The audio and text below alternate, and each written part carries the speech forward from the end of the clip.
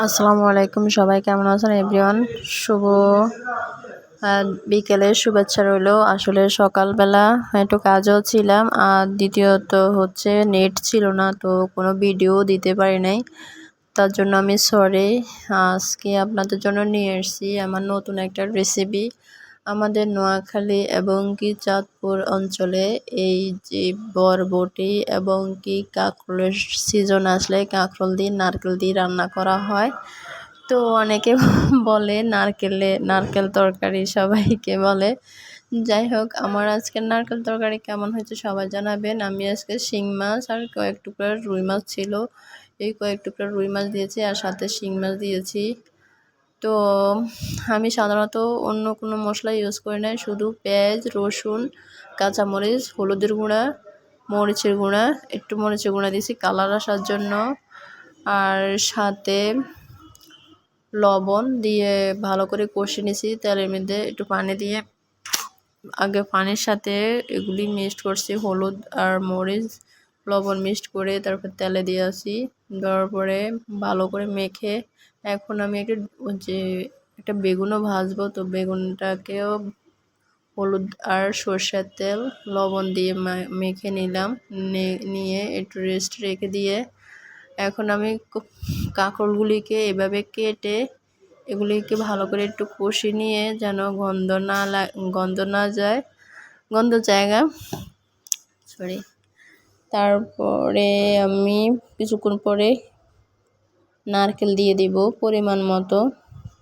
আমাদের গাছের নারকেল দিয়ে আজকে রান্নার রেসিপি করলাম।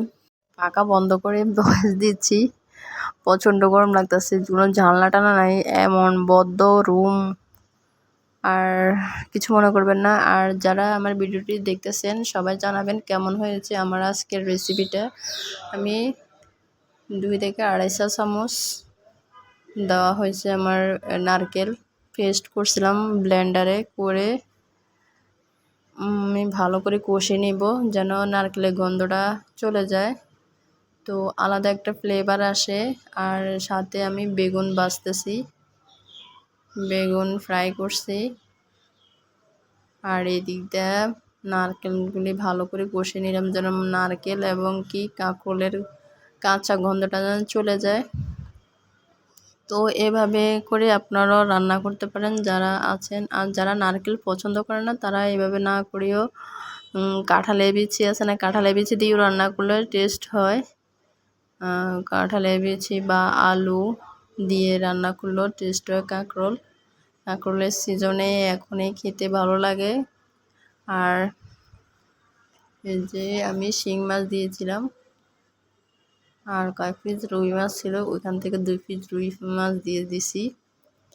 এগুলি দিয়ে ভালো করে বলক ওঠার পরে উঠিয়ে নেব। আমি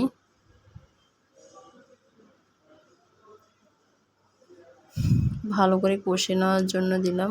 আমার রান্নাগুলি কি হচ্ছে সবাই জানাবেন, ভালো লাগলে সবাই কমেন্ট করে জানাবেন। আর আমার পাশে থাকবেন নতুন নতুন ভিডিও দেখার জন্য। বা আমার সকল ইউটিউব এবং ফেসবুক পেজ আর কি ইনস্টাগ্রাম আছে, তো সবাই দেখতে থাকেন।